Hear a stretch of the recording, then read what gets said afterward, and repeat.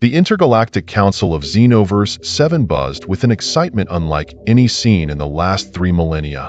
Delegates from 1,000 worlds crowded the massive amphitheater, their varied anatomies creating a kaleidoscope of colors, textures, and sounds. At the center of it all stood Xyxnara, the supreme arbiter of creative endeavors, her iridescent tentacles waving in a mesmerizing pattern as she called for order. Silence! Her telepathic voice boomed through the minds of all present. We gather here today to announce the commencement of the 87th Galactic Creative Competition. A roar of approval rippled through the assembly. The GCC, as it was colloquially known, was the most prestigious event in the known universe. Held once every 500 years, it pitted the most ingenious minds from across the cosmos against each other in a series of challenges designed to push the boundaries of innovation and imagination. Xyxnara's inner eyelids blinked rapidly, a sign of her own barely contained excitement. This cycle, we have a special announcement. For the first time in the competition's history, we will be including a species from the Outer Rim. Murmurs of surprise and skepticism rippled through the crowd. The Outer Rim was considered a backwater, filled with primitive civilizations barely capable of interstellar travel. I present to you, Xyxnara continued, her voice tinged with a mix of curiosity and condescension, the representatives of planet Earth. A holographic image flickered to life above the central podium, showing a blue-green world spinning slowly. Gasps of shock and dismissive laughter echoed through the chamber. That mudball? The incredulous cry came from Krolag, the hulking representative of the Thraxian Empire.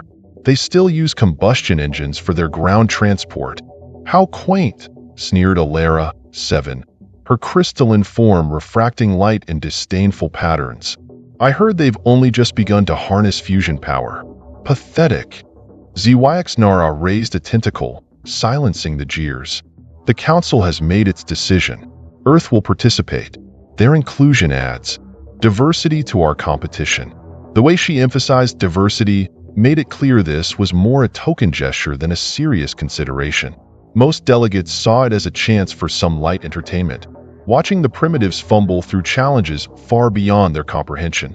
Little did they know, this decision would shake the very foundations of their galactic society.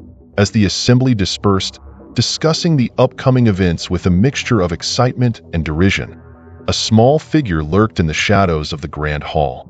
Rix, an information broker from the enigmatic Whisper Collective, recorded every word and reaction. His species thrived on secrets and calculated probabilities, and something about this situation made his neural pathways tingle with anticipation. Fascinating, Rix muttered to himself, his voice barely a whisper. The humans are an unknown variable, and unknown variables always produce the most interesting outcomes. With a flicker of his chameleonic skin, Rix vanished into the crowd. He had calls to make and bets to place. Something told him that this galactic creative competition was going to be one for the history books. Meanwhile, light years away, on a small blue planet in the unfashionable western spiral arm of the Milky Way, a most unusual message was about to be received.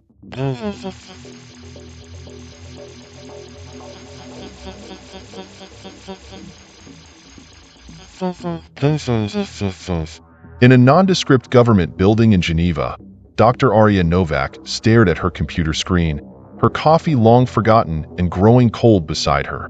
The astrophysicist blinked hard, rubbed her eyes, and looked again. The message remained unchanged. "Holy shit!" she exclaimed, her voice echoing through the empty lab. This can't be real. But it was. After decades of searching the stars for signs of intelligent life, humanity had finally received a response. And not just any response, an invitation. Dr. Novak's fingers flew across the keyboard, initiating emergency protocols she had hoped she'd never have to use.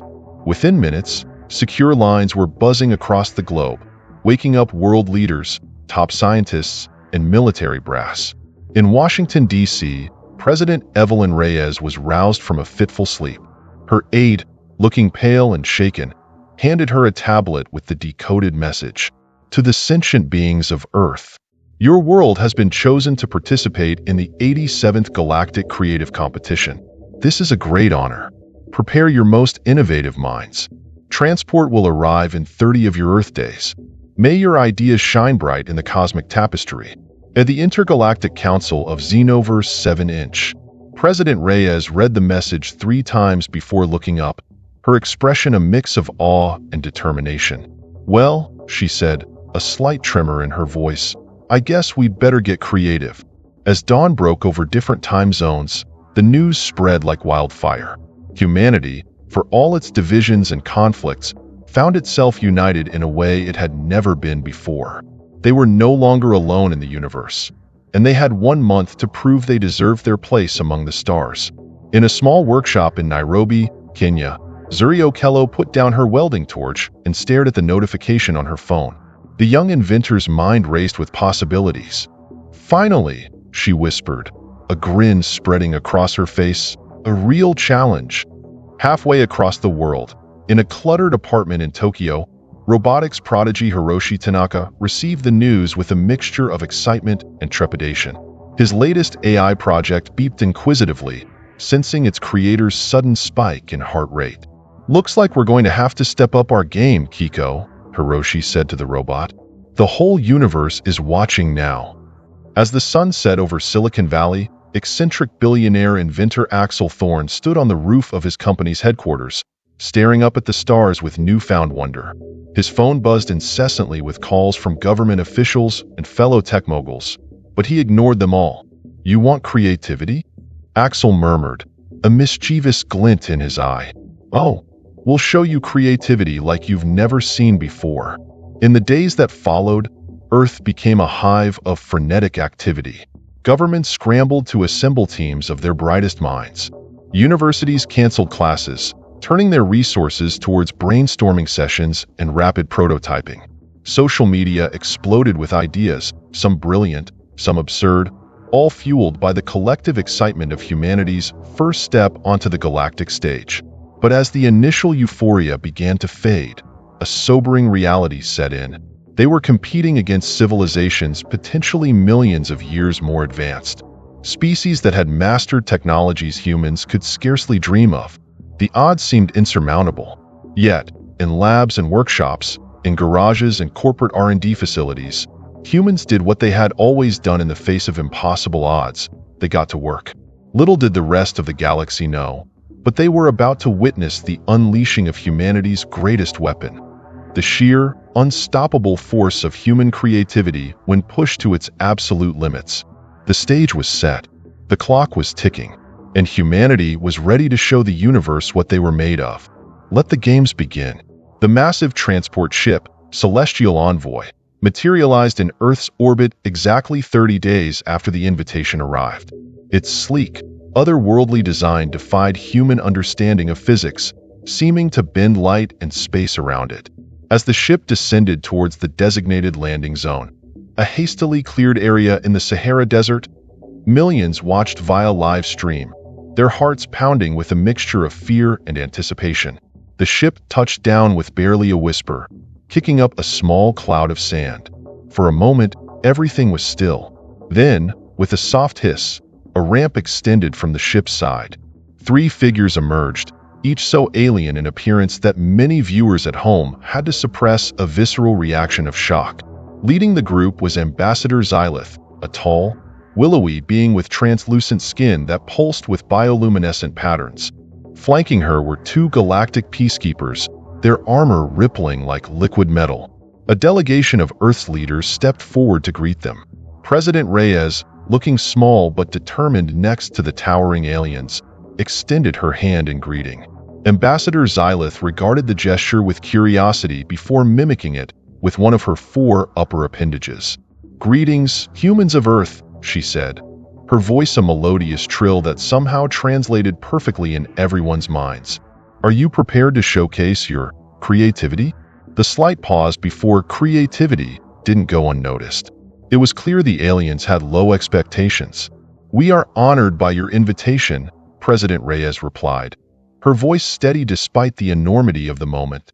"And yes, we are ready to share the best of what humanity has to offer." What followed was a whirlwind tour of Earth's hastily assembled creative centers, a global network of facilities where the planet's brightest minds had been working around the clock. In New Delhi, Dr. Amrita Patel presented a revolutionary water purification system that used genetically modified algae. It can transform polluted water into drinkable water in minutes, she explained, her eyes shining with pride. Ambassador Xylith nodded politely, but it was clear she was unimpressed. Most developed worlds solved water scarcity millennia ago, she said, not unkindly. In Rio de Janeiro, a team led by Dr. João Silva showcased a new form of sustainable architecture buildings that could grow and adapt like living organisms. They can withstand earthquakes, hurricanes, even moderate asteroid impacts, Dr. Silva boasted. This earned a slight raise of what passed for eyebrows on the alien delegation. Interesting, Xylith mused, though I'm not sure how it compares to our phase-shifted quantum habitats. As they traveled from continent to continent, a pattern emerged. Each human innovation, while impressive by Earth standards, seemed quaint or outdated to their galactic visitors. The final stop on their tour was a nondescript warehouse in Detroit. Here, they met Axel Thorne, the eccentric billionaire inventor. "Welcome, esteemed guests." Axel greeted them with a manic grin. "Ready to have your minds blown?" Before anyone could respond, Axel dramatically pulled a sheet off a large object in the center of the room. There stood what looked like an ordinary vending machine. Ambassador Xylith tilted her head in confusion. "This is a food distribution unit?" "Oh, it's so much more than that," Axel said, his eyes gleaming. "This, my friends, is the Infinity Fabricator." He pressed a button, and the machine hummed to life. It can create anything you can imagine. Food, yes, but also tools, materials, even complex electronics. All from base atomic components. And here's the kicker. It learns and improves with each creation. To demonstrate, Axel thought of a complex tool that didn't exist. The machine whirred, and moments later, the exact item Axel had imagined emerged. For the first time, genuine surprise registered on Ambassador Xylith's features. "This is unexpected," she admitted. "How does it interpret neural patterns so accurately?" Axel's grin widened. "That's the beauty of it, we don't fully know. It's an emergent property of the quantum AI we developed. It's constantly evolving, surprising even us." As the implications sank in, a ripple of excitement passed through the alien delegation. Here, finally, was something truly novel. "Very well," Ambassador Xylith said, her tone now tinged with respect. "You may bring this Infinity Fabricator to the competition. Choose your team wisely, humans. You'll be facing challenges beyond your wildest imagination." As the aliens departed to prepare the transport, the human delegation huddled together. "This is our chance," President Reyes said, her voice low and intense. "We need a team that represents the best of humanity.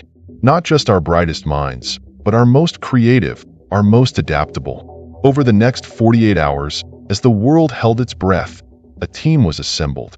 1. Dr. Arya Novak, the astrophysicist who first decoded the alien message. 2. Zuri Okello, the young Kenyan inventor known for her innovative solutions to local problems. 3. Hiroshi Tanaka, the robotics prodigy from Tokyo, along with his AI companion, Kiko. 4. Dr. Amrita Patel, the bioengineering expert from New Delhi. 5. Axel Thorne, the eccentric billionaire behind the Infinity Fabricator. 6. Sofia Valdez, a brilliant but unknown artist from Buenos Aires, whose neural patterns had proven exceptionally compatible with the Infinity Fabricator. 7. Dr. Yves Laforge, a French linguist and anthropologist, chosen for his ability to bridge cultural gaps. As the team boarded the celestial envoy, each carrying only a small bag of personal items, the weight of their responsibility settled upon them. They were no longer just 7 individuals. They carried the hopes and dreams of all humanity. Zuri, the youngest of the group at just 23, stared wide-eyed at the ship's interior. "I never imagined I'd be representing Earth in a galactic competition," she whispered. Axel clapped her on the shoulder. "None of us did, kid. But here we are. Time to show the universe what humans can do." As the ship's engines powered up, preparing to break free of Earth's gravity, Dr. Novak looked out at her home planet, growing smaller by the second. "Good luck," she murmured, as much to herself as to the blue marble receding in the distance. "We're going to need it." With a flash of light that defied conventional physics, the celestial envoy disappeared into the cosmos, carrying Earth's champions towards a challenge that would determine humanity's place in the galactic community. The universe, vast and ancient as it was, had no idea what was coming. The journey to Xenoverse 7 took what felt like both an instant and an eternity. The human team emerged from the celestial envoy, disoriented but filled with anticipation. The sight that greeted them was beyond their wildest dreams. The competition arena was a massive space station, a gleaming construct that defied Euclidean geometry. Impossible angles and shifting architectures assaulted their senses, while beings of every conceivable form, and some inconceivable, bustled about. "Holy shit," Axel breathed, for once at a loss for words. Dr. Yves Laforge, the linguist, was the first to recover. "Fascinating. The station's design seems to be a physical manifestation of nonlinear time. I wonder if..." His musings were cut short by the arrival of their guide, a hovering, multifaceted crystalline entity that introduced itself as Prism 9. "Welcome, Earth Team," Prism 9 chimed, its voice a cascade of harmonics. "The first challenge begins in what you would perceive as 1 Earth hour. Please, familiarize yourselves with your quarters in the Fabricator Bay." As they were led through twisting corridors that seemed to rearrange themselves, the team couldn't help but feel a creeping sense of inadequacy. Every alien they passed exuded an aura of advanced intelligence that made them feel like children playing at a grown-up's game. Their quarters were a sterile, adaptive space that morphed to accommodate their physiological needs. The Fabricator Bay, however, drew their full attention. It was here that Axel's Infinity Fabricator had been installed, alongside the creation devices of the other competing species. "Whoa," Zuri gasped, eyes wide as she took in the array of alien technology. "Our fabricator looks like a toaster compared to these." Indeed, the other devices ranged from swirling vortexes of energy to what appeared to be organic, pulsating masses of brain-like tissue. Hiroshi, however, was grinning as he interfaced his AI, Kiko, with the fabricator systems. "Don't be fooled by appearances," he said. "Our toaster has a few tricks up its sleeve." Before they could discuss further, a resonant tone filled the air, signaling the start of the first challenge. The team hurried to the main arena, a vast amphitheater filled with holographic displays and humming with the excited chatter of thousands of alien spectators. Zyxnara, the supreme arbiter, floated to the center stage. "Welcome, creators and innovators," her telepathic voice boomed. "Our first challenge is thus: create a device that can manipulate gravity in novel ways. You have the equivalent of 1 Earth Day. Begin." The arena erupted into a flurry of activity. The human team huddled around their fabricator, minds racing. "Gravity manipulation? That's way beyond our technology," Dr. Novak exclaimed, a note of panic in her voice. "Maybe not," Amrita interjected, her eyes gleaming with an idea. "What if we approach this from a biological angle? There are creatures on Earth that seem to defy gravity." For the next several hours, the team worked feverishly. Ideas were proposed, discarded, refined. The Infinity Fabricator hummed continuously, producing prototype after prototype. Zuri's practical engineering skills merged with Amrita's biotechnology. Hiroshi and Kiko ran countless simulations, while Axel and Sophia pushed the fabricator's neural interface to its limits, translating abstract concepts into physical form. Around them, alien teams produced marvels that bent the mind. One group created tiny black holes, another manipulated strings of exotic matter. The Thoraxians unveiled a device that could invert gravity fields at will. As the deadline approached, the human team stood back, looking at their creation with a mixture of pride and uncertainty. Before them hovered a swarm of what looked like iridescent dragonflies. "I dubbed them graphflies," Axel announced with a flourish. Dr. Laforge raised an eyebrow. "Perhaps a more scientific name." "Graphflies," Axel insisted. "Trust me on the branding." When it came time to present, the alien creations drew gasps of awe and appreciation from the judges. Finally, it was Earth's turn. Sophia stepped forward, her artist's eye having guided the aesthetic design of their creation. "We present the Gravely Swarm," she began, her voice steadier than she felt. "Inspired by Earth insects, each Gravely generates a localized anti-gravity field, but their true power lies in their swarm intelligence." To demonstrate, she gestured, and the swarm formed into complex, moving shapes. They created gravity nullification zones, artificial gravity wells, and even crude force fields. The swarm can adapt to any situation, solve problems creatively, and even learn from experience, Hiroshi added. "And thanks to our Infinity Fabricator, they can self-replicate and evolve their designs in real time." A murmur ran through the crowd. The judges conferred, their expressions unreadable to human eyes. Finally, ZYX Nara spoke. "An interesting approach," she said, her tone neutral. "While it lacks the raw power of some other entries, the adaptability is intriguing. Earth will proceed to the next round." The human team let out a collective breath they hadn't realized they were holding. They had made it through, but just barely. As they left the arena, both elated and humbled, they overheard snippets of alien conversation.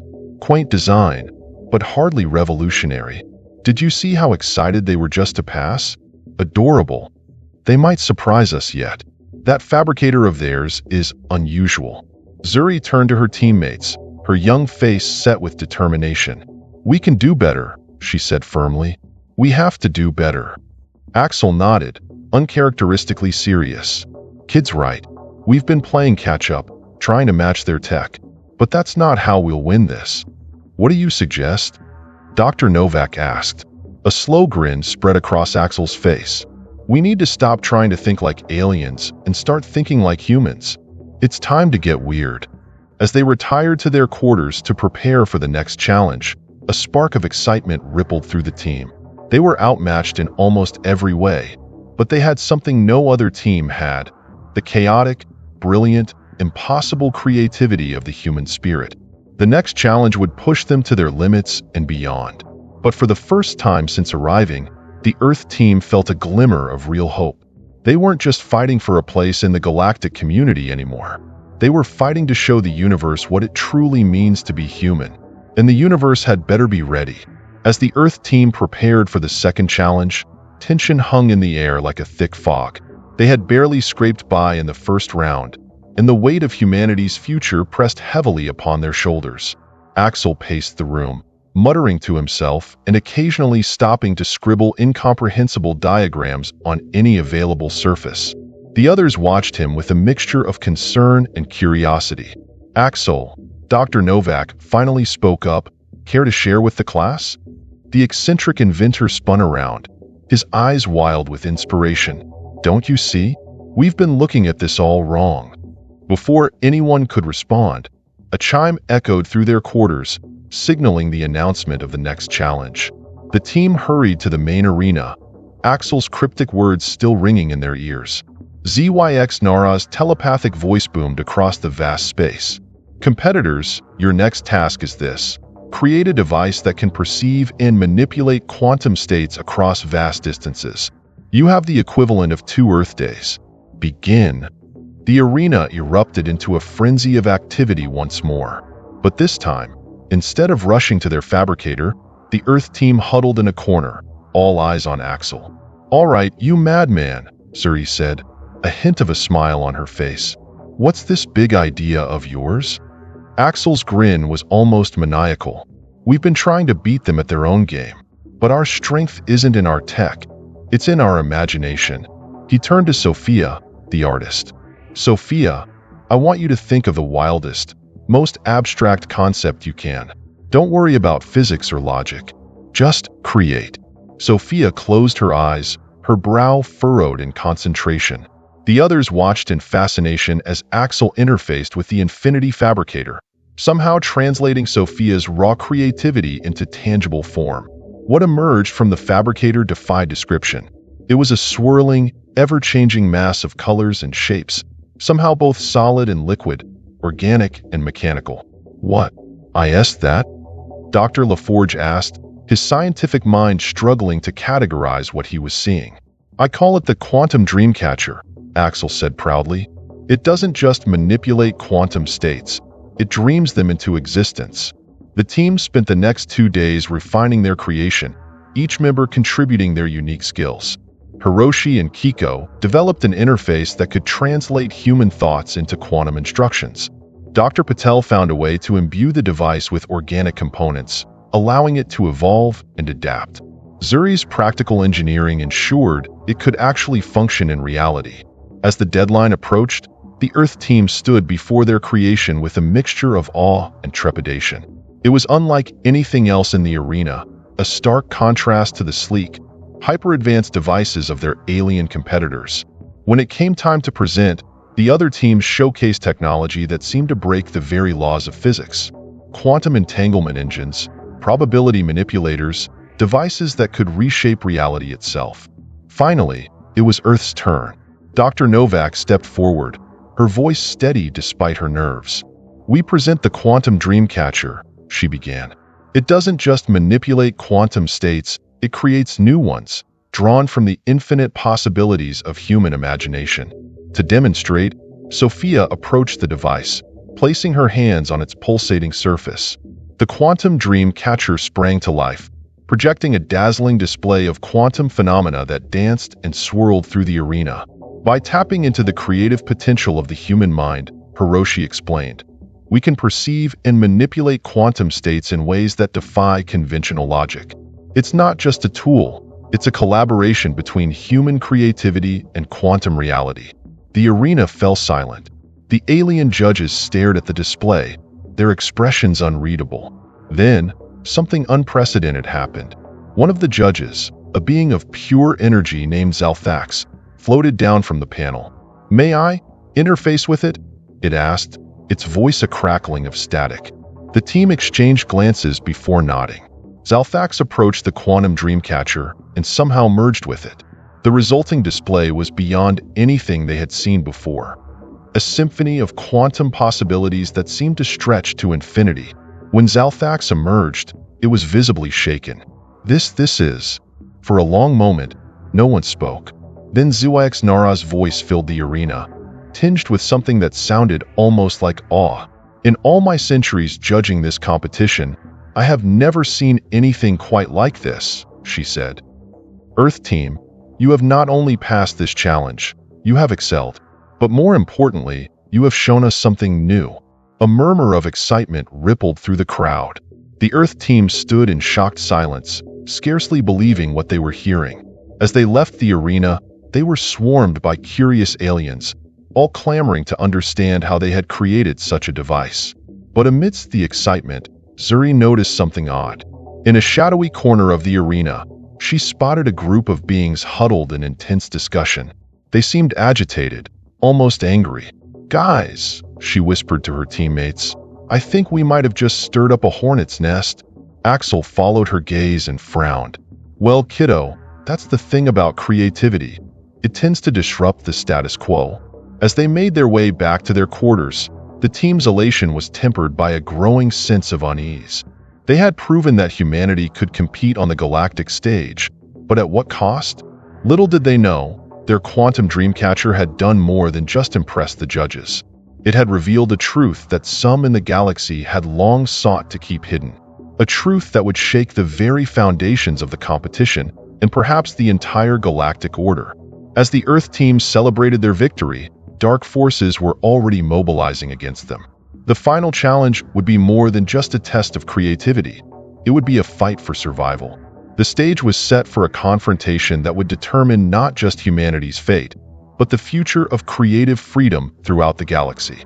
And at the center of it all stood 7 humans, armed with nothing but their wits, their infinity fabricator, and the uncontainable power of human imagination. The universe held its breath, waiting to see what they would dream up next. The mood in the Earth team's quarters was a mixture of elation and apprehension. Their success with the quantum dreamcatcher had put them in the spotlight, but Zuri's observation of the agitated group lingered in their minds.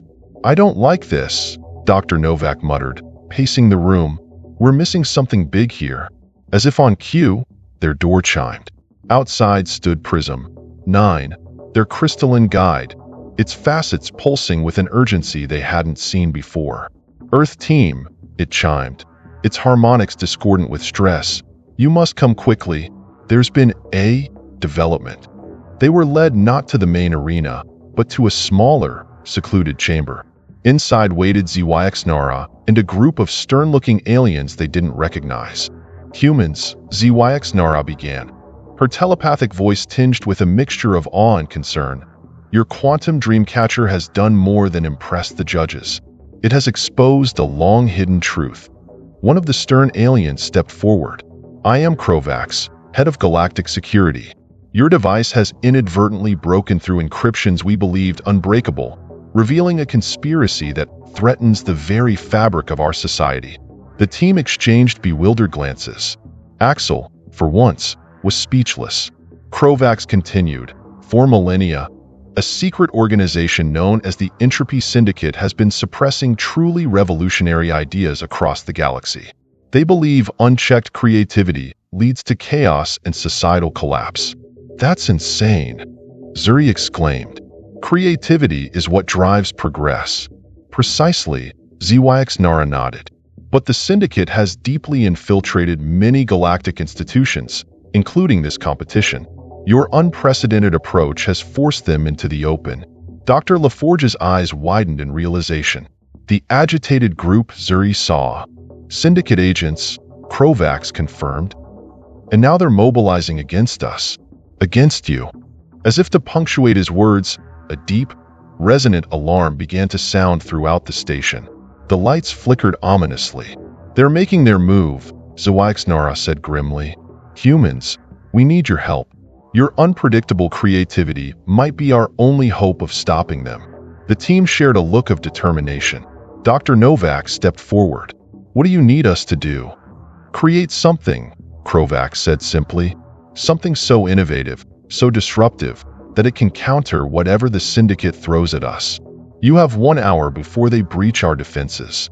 As they raced back to their fabricator bay, the station shuddered under some unseen assault. The enormity of the situation weighed heavily upon them. "Okay, team," Axel said, clapping his hands together. "Time to get weird. I mean really weird. No holds barred.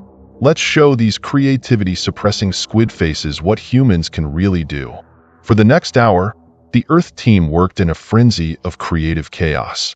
Ideas flew back and forth, each more outlandish than the last.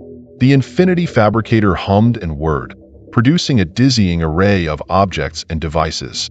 Sophia and Zuri collaborated on a series of reality paintings, artworks that could alter the physical laws within their frames. Dr. Patel and Hiroshi developed a swarm of probability gnats, tiny creatures that could manipulate chance itself. Dr. Novak and Dr. LaForge theorized a metaphor engine that could turn abstract concepts into tangible forces. And at the center of it all, interfacing directly with the fabricator, Axel orchestrated the chaos into a cohesive whole. As the final seconds ticked away, the team stepped back to observe their creation. Before them stood a swirling, pulsing, ever-changing construct that defied description. Part machine, part organism, part pure energy. It was creativity incarnate. "I call it," Axel said with a grin, "the imagination nexus." Just then, the doors to their bay burst open. A group of aliens wielding strange weapons poured in, led by a towering figure with tentacles writhing in barely contained rage. "Enough," the leader boomed. "Your chaos ends now. Creativity must be contained, controlled." But as the Syndicate agents raised their weapons, the imagination nexus sprang to life. Reality itself seemed to warp and bend around it. The agents' weapons morphed into harmless bubbles. Probability shifted, causing them to trip over suddenly sentient shoelaces. Abstract concepts like justice and freedom materialized, pushing back against the Syndicate's oppressive aura. In the midst of the reality-bending chaos, the Earth team stood firm, guiding their creation with the full force of their combined imagination. The Syndicate leader's eyes widened in a mixture of fear and awe. What is this power?" Axel stepped forward, his eyes gleaming. "This, my tentacled friend, is human creativity, unfiltered, unchained, and unleashed upon the universe." For several mind-bending minutes, the imagination nexus continued its work, neutralizing the syndicate threat in ways that defied logic and reason. When it was over, the syndicate agents lay on the ground, not injured, but utterly bewildered and, strangely, inspired. Zyax-Nara and Krovax burst into the room, taking in the scene with astonishment. By the cosmic core, Zyax-Nara breathed. "You've done it. You've actually done it." In the days that followed, the repercussions of the Earth team's actions echoed across the galaxy. The Entropy Syndicate was dismantled, its members rehabilitated through exposure to the imagination nexus. The galactic creative competition was reformed, with a new emphasis on fostering truly innovative and disruptive ideas. As for humanity, their place in the galactic community was secured. Earth was recognized not for its technological advancement, but for the boundless creativity of its inhabitants. Diplomatic relations were established, and the exchange of ideas began in earnest. The Earth team, hailed as heroes across the cosmos, stood on an observation deck, looking out at the starry expanse. "So," Zuri said, a hint of mischief in her voice, "what do we do for an encore?" Axel laughed, slinging his arms around his teammates. "Oh, kid, we're just getting started. The whole universe is our canvas now." Dr. Novak shook her head, smiling. "God help the galaxy. They have no idea what they've just unleashed." As they stood there, contemplating the infinite possibilities that lay before them, a thought occurred to Dr. LaForge. "You know," he mused, "in all the chaos, we never did complete that final challenge." The team looked at each other for a moment before bursting into laughter. In the end, they had done something far greater than win a competition. They had changed the course of galactic history and opened up a new chapter of cosmic creativity. And somewhere, in the vast expanse of space, the imagination nexus continued to pulse and grow, a testament to the indomitable, irrepressible, and utterly unpredictable power of human imagination. The universe would never be the same again. And humanity? Well, they were just getting warmed up.